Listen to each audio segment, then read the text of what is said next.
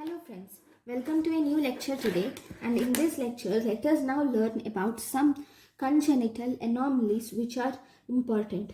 So here if you see we have something called as pulmonary sequestration. This is one-liner session, okay?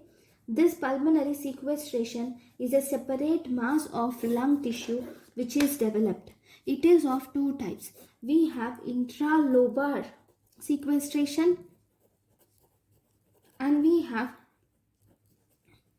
extralobar sequestration. We have intralobar sequestration and extralobar sequestration, right? So these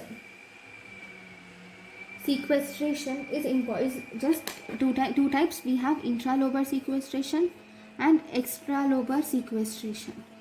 Okay, so thank you guys for watching my lecture. Thank you.